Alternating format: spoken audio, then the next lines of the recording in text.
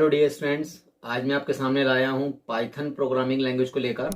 वैसे तो पाइथन पढ़ाने वाले और भी बहुत सारे ट्यूटोरियल्स आपको मिल जाएंगे, लेकिन मैंने अपने वीडियोस में इस बात का ध्यान रखा है कि जो बिगनर स्टूडेंट का लेवल रहता है, जिन्हें बिल्कुल प्रोग्रामिंग की नॉलेज नहीं है, मेरा ऐसा मानना है कि मेरी इन वीडियोज़ में आप इन्हें ईजिली कवर कर पाएंगे। तो सबसे पहले पाइथन को सीखने से पहले हम पहले थोड़ा सा इसकी हिस्ट्री, इसका इंट्रोडक्शन देख लेते हैं। तो देखिए यहाँ पर क्या है। तो ध्यान से देखिएगा, समझ में श्योर आएगा। तो देखिए, सबसे पहले पाइथन कब डेवलप हुई थी, क्योंकि इसकी हिस्ट्री भी इसमें कवर हो रही है। और ये याद रखिएगा, क्योंकि मैं ये किसी एक पार्टिकुलर क्लास को लेकर पाइथन नहीं बना रहा हूँ। ये आपके सारे कंपटीशन एग्जाम में आपको सपोर्ट करेगा, हेल्प करेगा। साथ ही साथ आपका जो एनसीईआरटी का सिलेबस है वो भी इसमें पूरा कंप्लीटली कवर होगा। तो देखिए पाइथन क्या है। Python was developed by Guido van Rossum in 1991। सीख तो सभी लेते हैं, बट इसके कई बार एग्जाम में क्वेश्चंस आ जाते हैं इंट्रोडक्शन को लेकर। तो याद रखिएगा, इसे गाइडो वैन रोसम ने डेवलप किया था 1991 में, और ये डेवलप की गई थी इन नीदरलैंड। ये नीदरलैंड वो प्लेस है जहां पर इसे डेवलप किया गया था। And it officially released on 20 फरवरी 1991। याद रखिएगा, इस पर बेस करके कई क्वेश्चन बन सकते हैं। ये पाइथन को किसने डेवलप किया, ये कहाँ डेवलप हुई थी, और ये कब ऑफिशियली रिलीज की गई थी मार्केट में।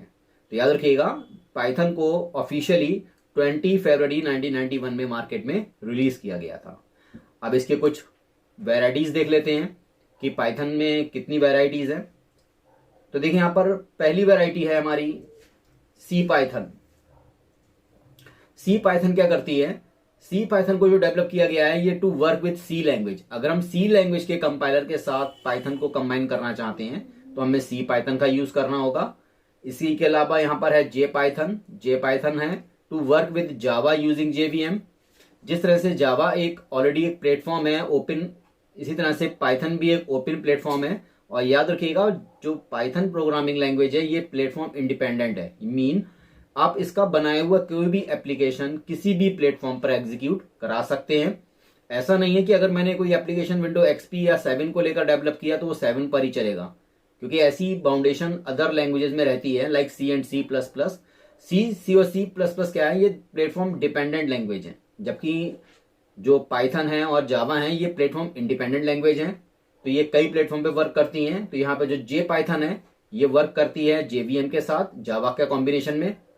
फिर एक है आयरन पाइथन। आयरन पाइथन में क्या है, to work with C hash dot net language, क्योंकि यहाँ पर डॉट नेट लैंग्वेज जो है ये 32 लैंग्वेजेस को सपोर्ट करता है, अप्रोक्स 32 लैंग्वेजेस को सपोर्ट करता है, जिसमें सी शार्प भी एक लैंग्वेज है जो सी का सबसे हाईएस्ट वर्जन है। तो यहाँ पर जो आयरन पाइथन है ये सी शार्प से कनेक्टिविटी के लिए यूज की जाती है।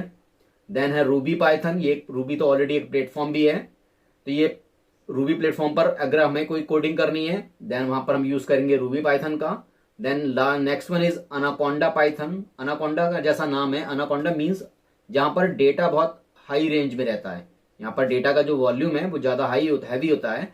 तो यहाँ पर अगर हमें डेटा को ज्यादा स्टोरेज करना है और यूज करना है उसे, देन हम यूज करेंगे अनाकोंडा पाइथन का। स्टैकलेस पाइथन, पाइथन विद कॉन्करेंस, ये कॉन्करेंस के केस में यूज की जाती है। और लास्ट वन है P by Python with JIT compilation. याद रखिएगा, JIT का मीनिंग यहाँ पर जस्ट इन टाइम, यानी जो एक कंपाइलर का नाम है JIT जो पाइथन में डेवलप होता है। और जो पाइथन का पहला वर्जन है वो याद रखिएगा, पहले वर्जन का जो नाम है वो था 0.9.1, जो कि फरवरी 1991 में लॉन्च किया गया था मार्केट में। और फिलहाल जो करंट मार्केट में सबसे अपडेट वर्जन है वो है 3.9.3। ये जावा का पाइथन का लेटेस्ट वर्जन है, ध्यान रखिएगा।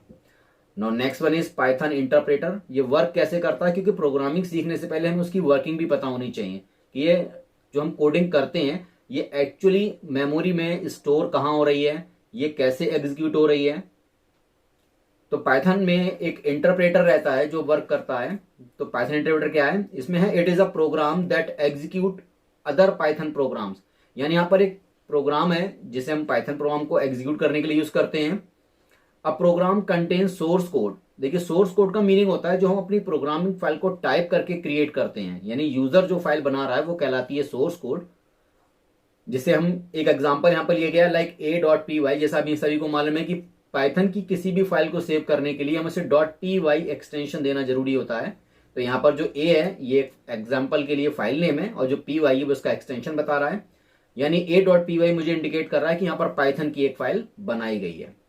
And this code first compiled by the Python compiler, यानी जब हम a.py फाइल को सेव करते हैं और जब इसे कंपाइल करते हैं तो सबसे पहले पाइथन का जो कंपाइलर है वो इस फाइल को कंपाइल करेगा और प्रोड्यूस करता है वो एक बाइट कोड। याद रखिएगा ये बाइट कोड सबसे इंपॉर्टेंट होता है क्योंकि यही इसे प्लेटफॉर्म इंडिपेंडेंट बनाता है। जो भी प्रोग्रामिंग लैंग्वेज अपना बाइट कोड जनरेट कर रही है वो प्लेटफॉर्म इंडिपेंडेंट लैंग्वेज होगी। तो यहां पर जो बाइट कोड जनरेट होता है यही इसे प्लेटफॉर्म इंडिपेंडेंट बनाता है। Which creates file with *pyc। यहां पर जो एस्ट्रिक है ये अननोन फाइल के लिए यूज किया जा रहा है। जैसे नॉर्मली हम जो फाइल सेव करते हैं वो a.py होती है, लेकिन जैसे ही हम अपनी फाइल को कंपाइल करते हैं तो वहां पर pyc एक एक्सटेंशन क्रिएट होती है ऑटोमेटिक सिस्टम के थ्रू, जो कि बाइट कोड फाइल कहलाती है। तो this byte code is given to the Python virtual machine. याद रखिएगा जिस तरह से जावा में जेवीएम होता है इन द सेम वे यहां पर पाइथन में पाइथन वर्चुअल मशीन होती है जिसे हम पीवीएम कहते हैं। जैसे जावा में उसे हम जेवीएम कहते हैं तो यहां पर हम पाइथन वर्चुअल मशीन को पीवीएम के नाम से इंडिकेट करते हैं। Which convert the byte code into a machine code, यानी जब हमने सोर्स कोड को कंपाइल किया तो पहले एक बाइट कोड फाइल बनकर तैयार हुई और ये जो बाइट कोड फाइल है ये इसमें मशीन कोड में कन्वर्ट करता है। This byte code run by the processor and finally results are produced, यानी कि जब हमारा ये बाइट कोड एग्जीक्यूट होगा तभी हमारा प्रोग्राम जो है वो अपना आउटपुट या रिजल्ट दे पाएगा।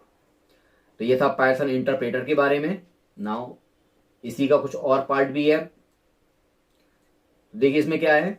Python PVM is a software. PVM होता क्या है, तो देखिए पीवीएम एक सॉफ्टवेयर है दैट कंटेन्स एन इंटरप्रेटर। ये एक इंटरप्रेटर रखता है। याद रखिएगा जो पाइथन की प्रोग्रामिंग हम बनाते हैं ये प्रोग्राम पहले कंपाइल किया जाता है फिर इंटरप्रेट किया जाता है। तो यहां पर जो पहले हम जब कंपाइल करेंगे तो हमें वहां पीवाईसी फाइल मिली जिसने पीवीएम के थ्रू काम किया, लेकिन जो पीवाईसी फाइल है हमारी वो बाद में इंटरप्रेट की जाती है। तो यहां बताया जा रहा है कि PVM is a software that contains an interpreter that converts the byte code into machine code, यानी पीवीएम ही जो है वो बाइट कोड को मशीन कोड में कन्वर्ट करता है। It is also called Python compiler. इसे हम पाइथन कंपाइलर के नाम से भी जानते हैं। तो PVM contains a compiler. PVM होता क्या है, पीवीएम एक सॉफ्टवेयर है जो हम जिसमें हमारा कंपाइलर ऑलरेडी इंस्टॉल होता है जिसे हम जेआईटी भी कहते हैं, यानी जस्ट इन टाइम। ये जेआईटी की फुल फॉर्म है। याद रखिए कंपटीशन एग्जाम्स में ऐसे क्वेश्चंस अक्सर मिल जाते हैं देखने के लिए, लाइक स्टैंड्स फॉर करके। तो याद रखिएगा PVM stands for Python virtual machine and JIT stands for just in time, which is useful to speed up execution of a program.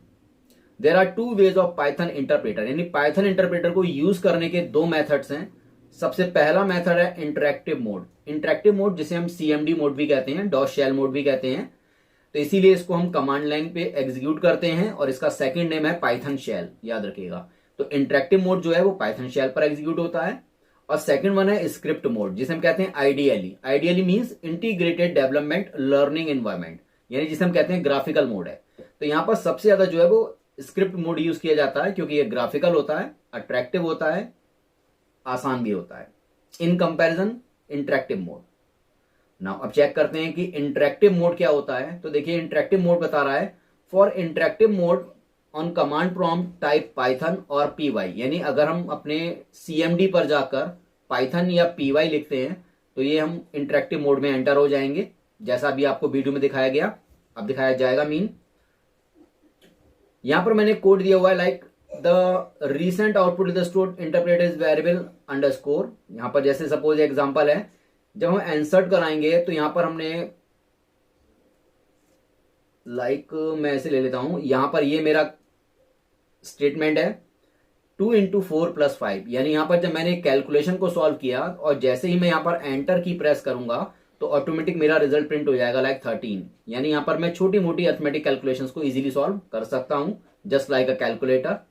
और याद रखिएगा इंटरेक्टिव मोड में एक अंडरस्कोर जो है ये बहुत ही इंपॉर्टेंट वर्क करता है। ये क्या करता है, लास्ट कैलकुलेशन को अपनी मेमोरी में स्टोर कर लेता है। अगर मैं यहाँ पर अंडरस्कोर का साइन लगाकर प्रिंट करता हूं तो ये जो भी मेरी लास्ट कैलकुलेशन थी उस रिजल्ट को उसने मेमोरी में होल्ड किया होगा और ये उसे प्रिंट कर देगा। तो अगर मैं अंडरस्कोर लगाता हूं देन आंसर क्या होगा 13। यहीं पर अगर मैं लास्ट कैलकुलेशन वैल्यू को अगर री एक्सेस करना चाहता हूं, उसे दोबारा यूज करना चाहता हूं, तो हम लगाएंगे लाइक अंडरस्कोर +2 × 6। तो उस केस में चूंकि अंडरस्कोर की वैल्यू 13 थी तो 13 में ये प्लस करेगा, तो यहां पर 13 में ये प्लस करेगा 2 और इनटू करेगा 6 से। तो फाइनली चूंकि यहां पर इनटू पहले सॉल्व होगा देन 13 प्लस करके आ जाएगा 6 2 12। तो फाइनली यहां आंसर कितना बनेगा हमारा 25। यही रीजन है कि यहां पर आंसर जो है हमारा 25 रहेगा। To exit Python interactive mode, यानी अगर मैं इंटरेक्टिव मोड यानी डॉशेल मोड से अगर बाहर आना चाहता हूं तो मुझे क्या करना होगा। तो याद रखिएगा यहाँ पर दो शॉर्टकट्स हैं। पहली तो है Ctrl+Z। अगर आप Ctrl+Z प्रेस करेंगे तो वापस आप CMD को क्लोज करके डॉस विंडोज मोड में आ जाएंगे, या फिर आप प्रेस कर सकते हैं Ctrl+D। यानी अगर Ctrl+D प्रेस करूंगा तब भी मैं डॉस शेल से निकलकर विंडो मोड पर वापस आ जाऊंगा। तो ये पाइथन इंटरप्रेटर में इंटरेक्टिव मोड था हमारा। देन नेक्स्ट वन है स्क्रिप्ट मोड। याद रखिएगा ये स्क्रिप्ट मोड सबसे ज्यादा यूज किया जाता है।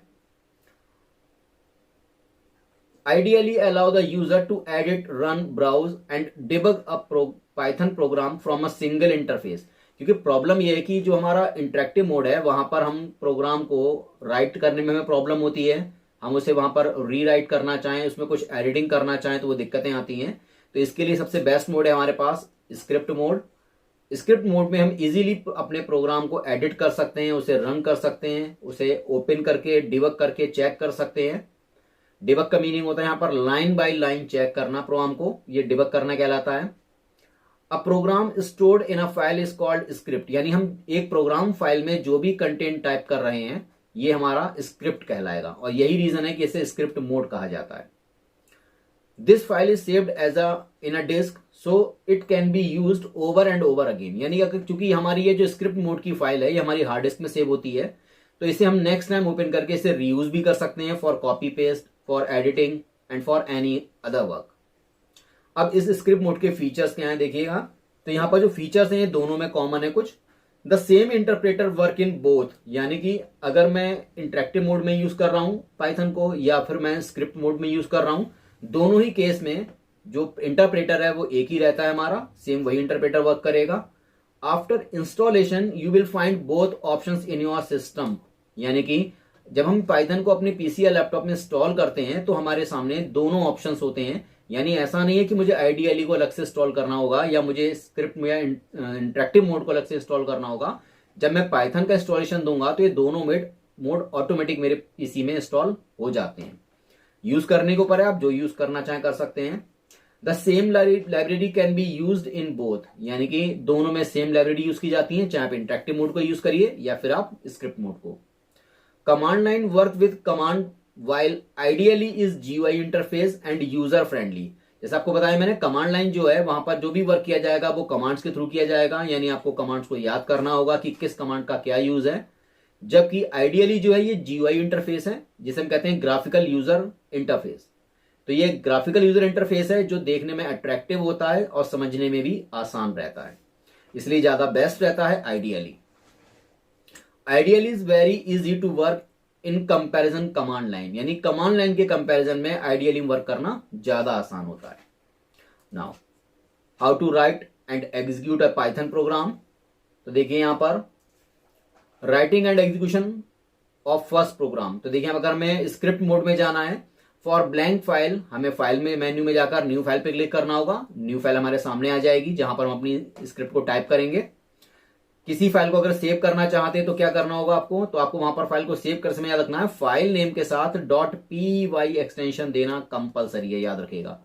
अगर आपने .py एक्सटेंशन नहीं दी तो आपका प्रोग्राम कंपाइल नहीं होगा प्रॉपरली और वो कोई ना कोई एरर क्रिएट शो करेगा आपको।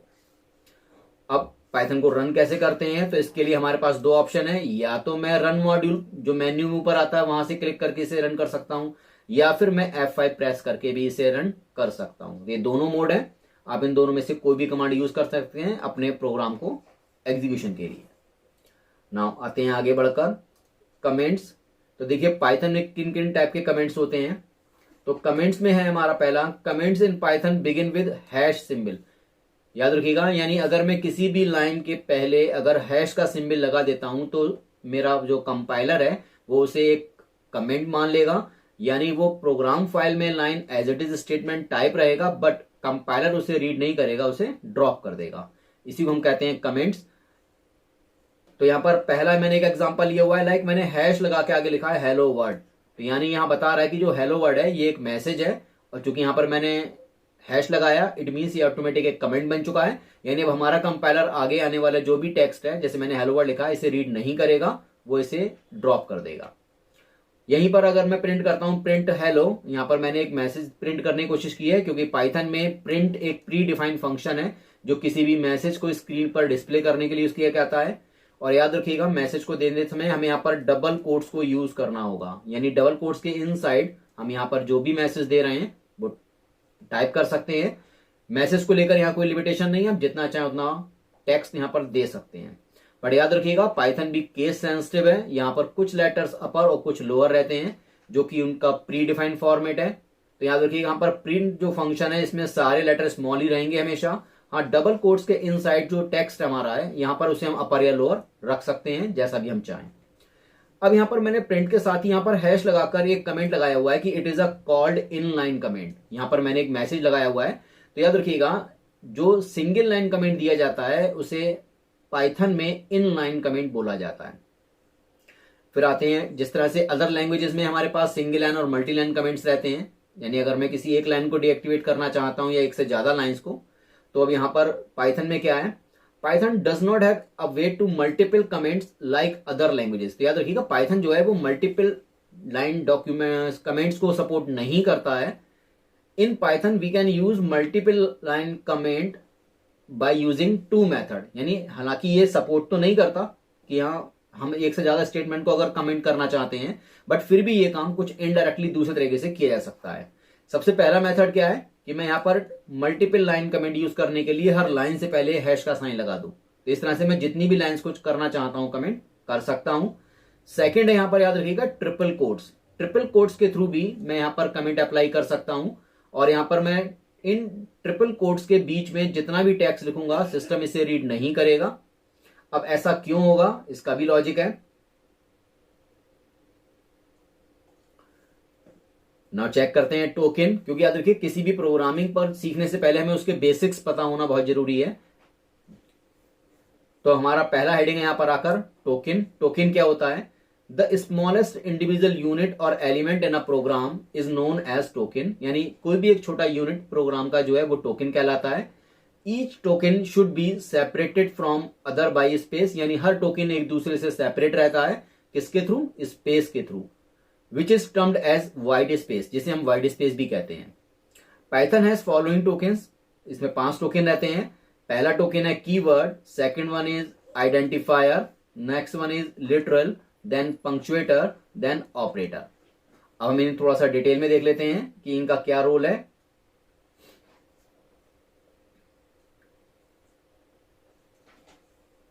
तो अभी हमने टोकन देखे, नाउ आप चेक करते हैं आइडेंटिफायर्स को। तो देखिए आइडेंटिफायर्स क्या है, in the Python program the name assign to a class और वेरिएबल और कॉल्ड आइडेंटिफायर, यानी अगर हम पाइथन में अगर किसी क्लास के नाम को डिफाइन करते हैं, यानी किसी नाम से अगर मैं क्लास डिफाइन कर रहा हूं या मैं किसी नाम से कोई वेरिएबल डिफाइन कर रहा हूं, तो वो मेरा आइडेंटिफायर कहलाएगा। जैसे यहां पर मैंने एग्जांपल लिया हुआ है लाइक a इक्वल्स टू 5, तो यहां पर जो a है वो एक आइडेंटिफायर है, जबकि जो 5 है वो एक वैल्यू है। अगर मैं यहां पर लिखता हूं लाइक a इक्वल्स टू 5, तो 5 जो है ये तो मेरी वैल्यू कहलाएगी, और यहां जो a है ये कहलाएगा मेरा आइडेंटिफायर। ठीक है। नाउ अब किसी भी आइडेंटिफायर को क्रिएट करने के लिए पाइथन में क्या प्री डिफाइंड रूल्स हैं, क्योंकि हमें ये चीजें पता होनी चाहिए। मैं चाहता तो आपको डायरेक्टली प्रोग्रामिंग सिखा सकता था, बट प्रॉब्लम आती है कि वहां पर आप अननोन कमांड्स को यूज करते, तो यहां पर हम रूल्स को ध्यान रखेंगे। तो रूल नंबर 1 है Python identifier are alphabet symbols, यानी जो पाइथन के आइडेंटिफायर नेम रहते हैं वो हमेशा सिंबल्स में रहते। किन किन सिंबल्स में रहते हैं, वो रहते हैं small a to z, capital A to z और 0 to 9। यानी कि जब भी कभी मैं क्लास या वेरिएबल डिफाइन करूंगा तो मैं उसे स्मॉल a to z में रख सकता हूं, कैपिटल A to z में रख सकता हूं, 0 to 9 डिजिट्स वहां यूज कर सकता हूं, साथ ही साथ मैं अंडरस्कोर को भी यहां पर यूज कर सकता हूं। लेकिन अदर सिंबल्स यहां पर अलाउ नहीं होंगे। जैसे मैंने एक एग्जांपल लिया हुआ है, सपोज मैंने यहां पर एक ए नाम का वेरिएबल लेकर उसमें 50 असाइन किया, तो ये स्टेटमेंट चूंकि यहां पर वैलिड है क्योंकि मैं यहां पर मेरा आइडेंटिफायर जो है वो एज एन अल्फाबेट है। और अगर मैं लगाता हूं यहां पर ए के साथ में @ का साइन, क्योंकि मैंने आपको बताया यहां पर अदर सिंबल्स जो है वो अलाउ नहीं होते, तो उस केस में यहां पर ये स्टेटमेंट जो है वो इनवैलिड कहलाएगा, यहां पर एरर आएगा, तो ये स्टेटमेंट जो है वो इनवैलिड है। Can't be start with number और डिजिट्स, यानी किसी भी आइडेंटिफायर को बनाते समय मैं कभी भी उसका जो बिगिनिंग है वो डिजिट से नहीं कर सकता हूं, यानी begin with a letter but end with a digit. Like अगर मैं पाइथन में एक वेरिएबल ले रहा हूं लाइक A1, तो ये अलाउड होगा, बट अगर मैं लेता हूं 1A तो ये अलाउड नहीं होगा। जैसा कि मैंने यहां पर एग्जांपल में दिया हुआ है, अगर मैंने एक वेरिएबल लिया लाइक M1 = 5, तो चूंकि ये वैलिड है क्योंकि यहां पर डिजिट बाद में आ रही है, बिगिन विद अ लेटर है। बट अगर मैं लेता हूं 1M, यानी मैं न्यूमेरिक से बिगिन कर रहा हूं, बाद में अल्फाबेट दे रहा हूं, तो ये इनवैलिड रहेगा। याद रखिएगा, इस नाम की कभी भी कोई वेरिएबल या क्लास डिफाइन नहीं कर पाएंगे हम, और करते हैं अगर देन तो वो श्योरली एरर है। आइडेंटिफायर्स आर केस सेंसिटिव, यानी अगर मैं अपने प्रोग्राम में एक वेरिएबल कैपिटल ए लेता हूं और एक वेरिएबल लाइक स्मॉल ए लेता हूं, तो ऐसा नहीं है कि पाइथन दोनों को एक ही मानेगा, क्योंकि अब मैं अभी आपसे पहले भी कह चुका हूं कि जो पाइथन है ये केस सेंसिटिव लैंग्वेज है। यहां पर कैपिटल ए और स्मॉल ए को डिफर माना जाता है। तो मैंने इसके कुछ एग्जांपल्स रखे हैं यहां पर, लाइक मार्क = 50, ये एक डिफरेंट मेंबर है जिसमें हमने मार्क में सारे लेटर्स का यूज किया है। सेकेंड टाइम मैंने अगेन लिखा है मार्क = 50, बट मैंने यहां पर एम को अपर रखा हुआ है, तो ये पहले वाले मार्क से डिफरेंट माना जाएगा। देन थर्ड टाइम मैंने अगेन लिखा है मार्क = 50, और यहां पर आप देखें तो मैंने सारे लेटर्स को अपर रखा है, तो इट मींस मैंने यहां पर 3 आइडेंटिफायर्स को क्रिएट किया है, जो कि तीनों नेम में तो सेम है बट वो तीनों ही आपस में डिफरेंट है क्योंकि उनकी फॉर्म अलग अलग है। तो ये सारे वैलिड स्टेटमेंट्स हैं in Python language. No length limit for identifier, यानी मैं अगर किसी आइडेंटिफायर का नाम रख रहा हूं तो उसके लिए मुझे कोई लिमिटेशन नहीं है कि मैं 2 या 4 लेटर का ही रख सकता हूं, आप जितना बड़ा चाहें उतना बड़ा नाम दे सकते हैं। We can't use reserved words as identifier, यानी हर लैंग्वेज में कुछ ना कुछ ऐसे वर्ड्स होते हैं जिनका कुछ प्री डिफाइंड मीनिंग होता है, जिन्हें हम रिजर्व वर्ड्स कहते हैं। तो याद रखिएगा, कोई भी रिजर्व वर्ड हम अपने आइडेंटिफायर के लिए यूज नहीं कर सकते हैं। नाउ चेक करते हैं स्पेसिफिक कन्वर्जन विद अंडरस्कोर। तो देखिए यहां पर अंडरस्कोर को थोड़ा अलग तरह से डील किया जाता है। वो क्या है, if any variable start with underscore sign, यानी अगर मैं लिखता हूं _a, तो याद रखिएगा these are considered as protected variable. Protected means जो सेम क्लास और सेम पैकेज में एक्सेस होते हैं उन्हें हम प्रोटेक्टेड मेंबर कहते हैं। जैसे मैंने एग्जांपल में दिया यहां पर _a = 5, तो ऑटोमेटिक यहां पर होता क्या है, अदर लैंग्वेजेस में हमें मेंबर्स को स्पेसिफायर देने के लिए कीवर्ड्स का यूज करना पड़ता था, like public, private, protected. But Python में ऐसा नहीं है, पाइथन में ये सारा काम अंडरस्कोर के थ्रू किया जाता है। अगर मैं किसी भी मेंबर के नाम से पहले अंडरस्कोर लगा रहा हूं, इट मींस मैं इसे as a protected member declare कर रहा हूं, यानी ये क्लास के आउटसाइड नहीं जा पाएगा, but with in same package allowed होगा। सेकंड वन है, if any variable start with 2 symbol, यानी अगर मैं 2 टाइम अंडरस्कोर का साइन लगाता हूं, then these members are considered as private member. Private members का मीनिंग है जो मेंबर सिर्फ अपनी ही क्लास में एक्सेसिबल होते हैं, जिन्हें हम क्लास के बाहर एक्सेस नहीं कर सकते हैं, वो मेंबर प्राइवेट मेंबर्स कहलाते हैं। जैसे मैंने यहां पर एग्जांपल रखा है __a = 5, तो यहां ऑटोमेटिक ये जो मेंबर है मेरा प्राइवेट मेंबर बन चुका है। Now next one, if any variable or function starts with 2 and ends with 2 symbol, यानी स्कोर से बिगिन भी हो रहा है और 2 से एंड भी हो रहा है, तो उस केस में क्या होगा, उन्हें कंसीडर किया जाता है as a magic variable or function. यानी यहां पर एक प्री डिफाइंड कुछ मीनिंग है, मैं आपको बता चुका हूं, जैसे रिजर्व वर्ड्स होते हैं, तो अगर आप लगाते हैं तो ये ऑटोमेटिक मैजिक वेरिएबल कहलाएगा और ये मैजिक फंक्शन कहलाएगा। अब ये मैजिक क्या होता है मैं आगे क्लियर करूंगा। नाउ कीवर्ड चेक कर लेते हैं। तो देखिए कीवर्ड्स क्या हैं,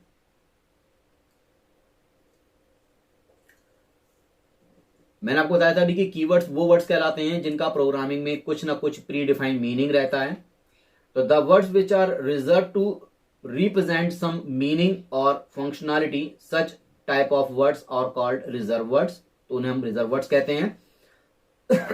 अब यहाँ पर पाइथन में कुछ रिजर्व वर्ड्स हैं, इसकी मैंने टेबल यहाँ पर बनाई हुई है, बट याद रखिएगा पाइथन लाइब्रेरी में केवल 3 ही ऐसे रिजर्व वर्ड्स हैं जिन्हें हम कीवर्ड्स कहते हैं, जो कि अपर और लोअर का कॉम्बिनेशन है। जिसमें आपको बता दूं, नंबर 1 है ट्रू। ट्रू में याद रखिएगा हमेशा टी कैपिटल रहेगा, remaining all small. Next one is false. False में भी एफ कैपिटल रहेगा, रिमेनिंग ऑल स्मॉल्स। और एक है नन, जिसमें फर्स्ट लेटर एन कैपिटल है, रिमेनिंग ऑल स्मॉल। इसके अलावा जितने भी कीवर्ड्स हैं पाइथन में वो सारे के सारे लोअर केस में ही रहते हैं।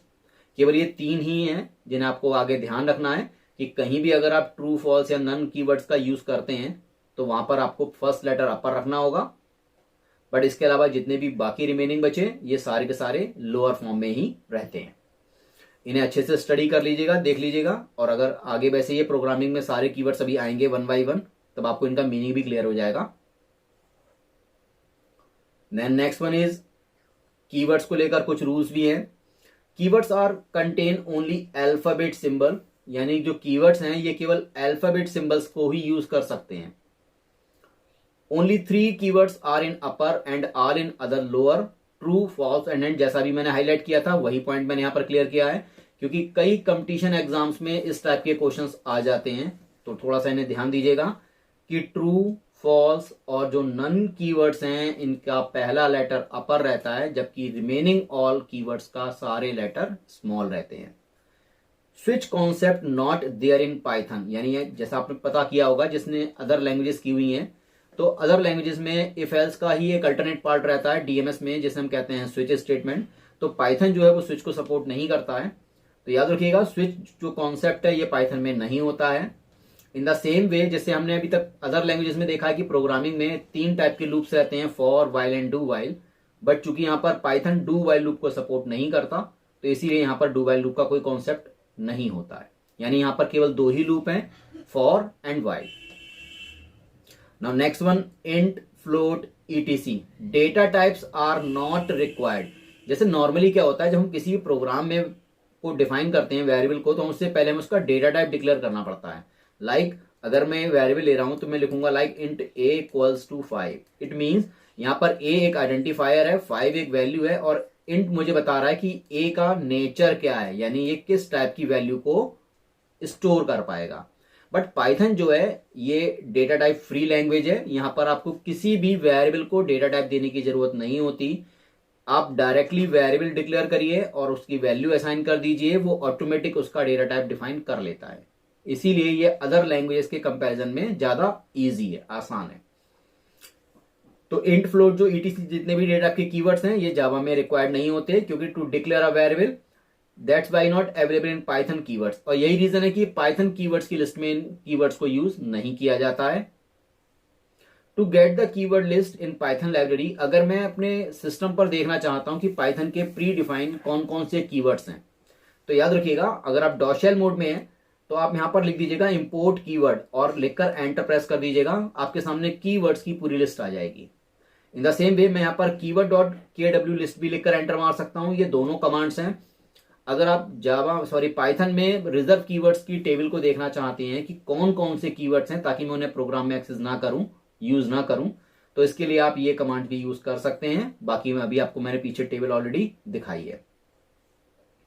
Now rules for Python variable, तो पाइथन के जो वेरिएबल हैं इनके क्या रूल्स रहते हैं। तो देखिए रूल नंबर 1 है, अब variable name must start with a letter और अ अंडरस्कोर कैरेक्टर। यानी कि मैं वेरिएबल को लेते समय उसको या तो अंडरस्कोर से बिगिन कर सकता हूं या फिर लेटर से बिगिन कर सकता हूं। यानी कि अगर मैं अंडरस्कोर ए लेता हूं तो ये भी वैलिड होगा, अगर मैं ए लेता हूं तो ये भी वैलिड होगा। अब variable name can't be start with a number, जैसा अभी बताया कि वेरिएबल का नाम अगर मैं A1 रखूंगा तो ये वैलिड होगा, बट अगर मैं 1A करूंगा तो ये इनवैलिड होगा। मुझे कंपाइलर यहां पर कोई ना कोई एरर शो करता रहेगा।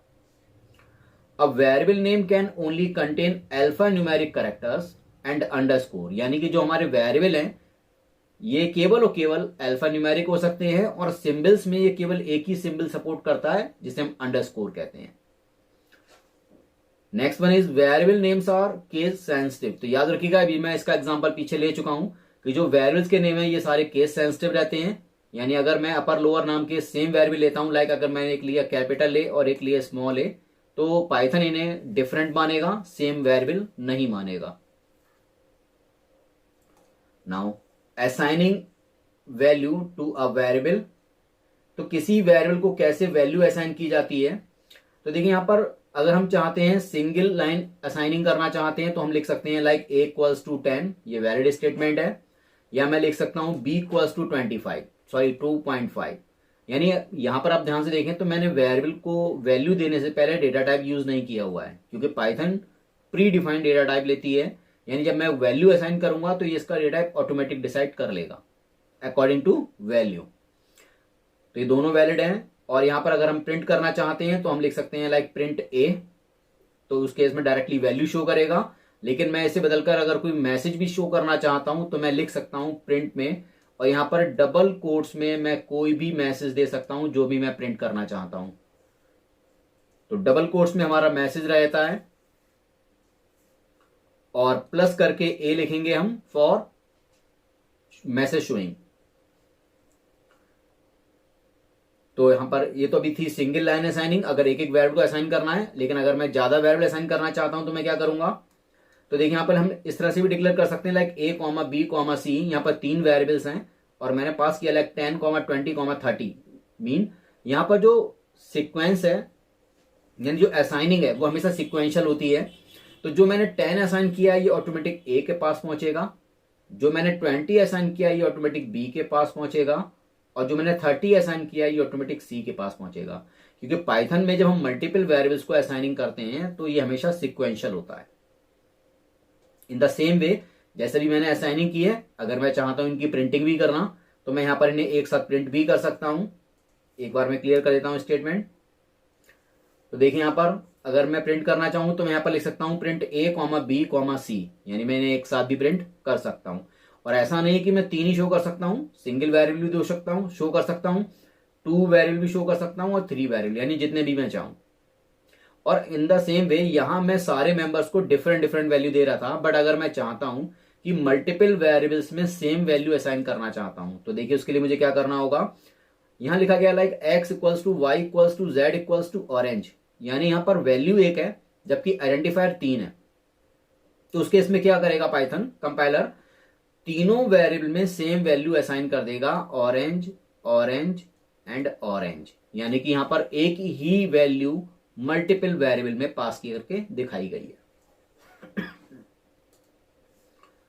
अब देखते हैं आगे ग्लोबल वेरिएबल।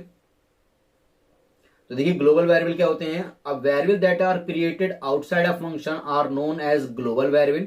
यानी किसी भी फंक्शन के बाहर जो वेरिएबल डिक्लेयर किए जाते हैं वो ग्लोबल वेरिएबल्स कहलाते हैं।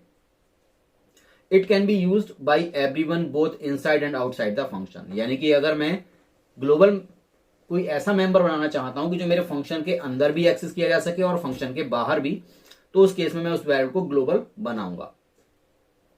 जैसे एग्जांपल है यहां पर लिया गया है x इक्वल्स टू 5, x में एक 5 नाम की वैल्यू दी गई है, और फिर यहां पर चूंकि डेफ जो है ये कमांड है, रिजर्व कीवर्ड है जो फंक्शन बनाने के लिए यूज किया जाता है, और यहां पर जो फन है ये मेरा फंक्शन नेम है, और इस फंक्शन की बॉडी में मैंने लिखा हुआ है x इक्वल्स टू 10, और फिर मैंने प्रिंट करके x को शो कराया। तो जब मैं फंक्शन को शो करूंगा तो ये मेरे इस लोकल मेंबर की वैल्यू को शो करेगा।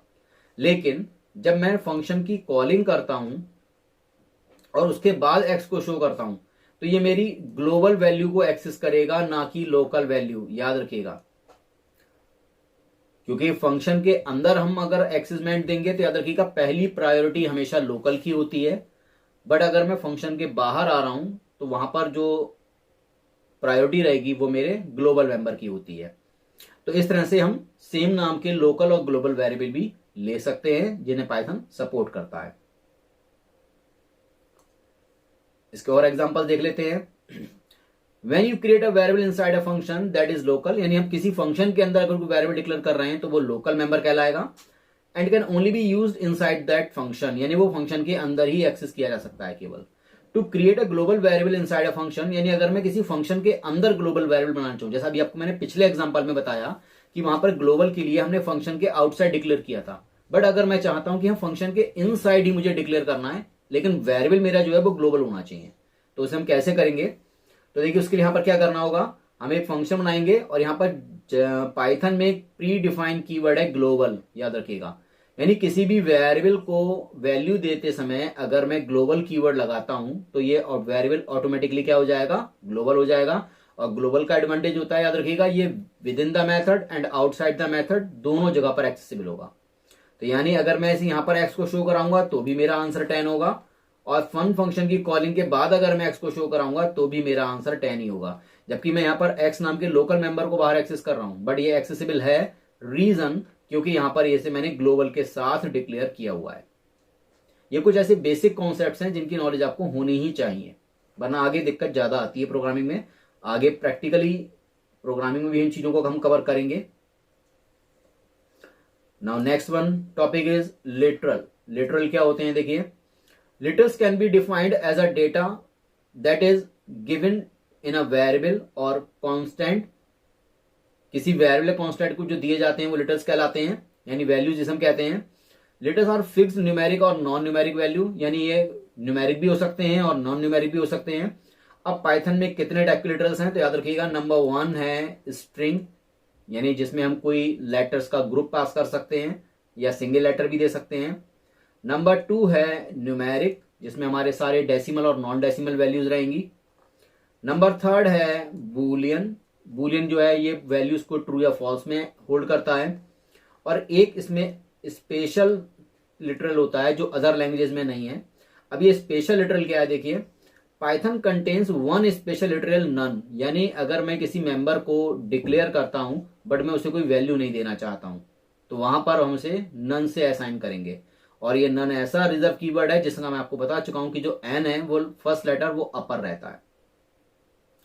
It is also use for end of list in a Python. जैसे एग्जांपल, यहां पर मैंने एक वी नाम का वेरिएबल लेकर उसमें नन पास किया और जब मैंने प्रिंट करके वी को शो किया तो आउटपुट आएगा नन, यानी ब्लैंक रहेगा मेरा आउटपुट उस केस में। नाउ नेक्स्ट वन, कॉन्स्टेंट्स क्या होते हैं? A constant is a type of variable whose value can't be changed. याद रखिए, कांस्टेंट का मीनिंग है जो अपनी वैल्यू को बदल नहीं सकते, उन्हें हम कांस्टेंट्स कहते हैं प्रोग्रामिंग में। अब कैसे? जैसे सपोज यहां पर हमने एक constant.py नाम की फाइल क्रिएट की है और यहां पर इस फाइल में मैंने पाई को एक वैल्यू असाइन की है 3.14। और अगर मैं इस कांस्टेंट वैल्यू को अपनी किसी दूसरी प्रोग्राम फाइल में एक्सेस करना चाहता हूं तो कैसे करूंगा? तो यहां पर मैंने एक main.py नाम की फाइल बनाई हुई है और इसे मैंने यहां पर बनाते समय मैंने सबसे पहला स्टेटमेंट दिया है इंपोर्ट कांस्टेंट। तो चूंकि यहां पर मेरी फाइल का नाम कांस्टेंट था तो जब मैं इसे इंपोर्ट करूंगा तो ये ऑटोमेटिक क्या करेगा, पाई को एक्सेस करने की अथॉरिटी मुझे पास करेगा, देगा। और फिर यहां पर आकर मैं प्रिंट में आकर पीआई को प्रिंट करा सकता हूं। तो इस तरह से मैंने एक फाइल में एक वेरिएबल को प्री डिफाइन एक वैल्यू असाइन की और किसी दूसरी फाइल में जाकर उसे इंपोर्ट कराकर उस वैल्यू को मैंने यहां पर एक्सेस किया। तो ये कहलाते हैं हमारे कॉन्स्टेंट्स। आगे चेक करते हैं। In the above program we create a constant, इसी को मैंने बताया जो भी मैंने बोला कि यहां पर हमने एक constant.py नाम की फाइल यानी मॉड्यूल को बनाया है। We assign the constant module to PI, हमने एक पीवाई नाम का। After that we create a main.py, हमने एक मेन नाम की फाइल बनाई है। इंपोर्ट द कांस्टेंट, हमने जो कांस्टेंट मॉड्यूल था उसे हमने यहां पर इंपोर्ट कराया। Finally we print the constant value, यहां पर हम वैल्यू को एक्सेस कर सकते हैं, उसे यूज कर सकते हैं। Now built in data type, यानी कौन कौन से डेटा टाइप्स हैं जो इसमें ऑलरेडी प्री डिफाइंड है। तो देखिए यहां पर क्या है, it represents the type of data that we are choosing, यानी कि यूजर से अगर हमको डेटा इंसर्ट करा रहे हैं तो वो किस टाइप का डेटा हमें देगा, या हमें अगर पता है, जैसे सपोज मैं यूजर से उसका एक नाम मांगना चाहता हूं तो जो नाम है वो हमेशा अल्फाबेट्स का ग्रुप होगा, यानी वहां जो उसका डेटा टाइप रहेगा वो रहेगा string. In the same way अगर मैं यूजर से उसकी एज इनपुट कराना चाहता हूं तो चूंकि वहां पर एज जो है वो हमेशा न्यूमेरिक में रहती है तो वहां पर जो आंसर आएगा वो हमेशा न्यूमेरिक में रहेगा। तो यहाँ पर जो बिल्ट इन डेटा टाइप्स हैं ये हमें बताते हैं कि किस टाइप का डेटा क्या होता है। तो सबसे पहला है टेक्स्ट टाइप, जिसे हम स्ट्रिंग कहते हैं। न्यूमेरिक टाइप में होते हैं हमारे पास पाइथन में इंट, फ्लोट और कॉम्प्लेक्स। इंट का मतलब non decimal, float means decimal और नॉन डेसिमल बोथ, और कॉम्प्लेक्स नंबर कुछ अलग होते हैं, अभी आगे आएंगे वीडियो में। नेक्स्ट सीक्वेंस टाइप यानी जो सिक्वेंशियल वे में डेटा को अरेंज करते हैं, इसमें आते हैं लिस्ट, ट्यूपल एंड रेंज। फिर मैपिंग में यूज किया जाता है डिक्ट का, जिसे डिक्ट को हम बोलते हैं डिक्शनरी। सेट टाइप में आता है सेट एंड फ्रोजन सेट। और फिर बूलियन में रहता है हमारा बूल, जो कि हमारी वैल्यूज को स्टोर करता है लाइक ट्रू एंड फॉल्स। और बाइनरी टाइप में आता है byte array and memory view. ये कुछ बिल्ट इन डेटा टाइप्स हैं। Some most commonly used inbuilt functions, देखिए कुछ प्री डिफाइंड इनबिल्ट फंक्शंस हैं जो सबसे ज्यादा यूज किए जाते हैं, वो कौन कौन से हैं। We can use type to know which class a variable और अ वैल्यू बिलोंग्स टू। यानी अगर मैं ये देखना चाहता हूं कि कोई जो वेरिएबल है वो किस टाइप का डेटा स्टोर कर रहा है, यानी जो उसका इनबिल्ट टाइप है, अभी बताया मैंने, तो उस केस में मैं टाइप के थ्रू चेक कर सकता हूं। सेकेंड वन है we can use ID to know the address of the object. यानी अगर मैं उसका एड्रेस देखना चाहता हूं तो मैं आईडी फंक्शन का यूज करूंगा। We can use print function to know the value of a variable, यानी अगर मैं किसी वेरिएबल की वैल्यू को शो करना चाहता हूं तो मैं यूज करूंगा। तो पहली वीडियो में मैं सिर्फ इंट्रोडक्शन में इसके थ्योरेटिकल कॉन्सेप्ट्स को कवर किया है, अभी आगे इसकी प्रोग्रामिंग की भी आएंगी। बट हाँ, सारी वीडियोस को सीरीज में कंटिन्यू वॉच करिएगा, आपको 100% पाइथन लैंग्वेज आसान लगेगी मेरे साथ। Thanks for watching.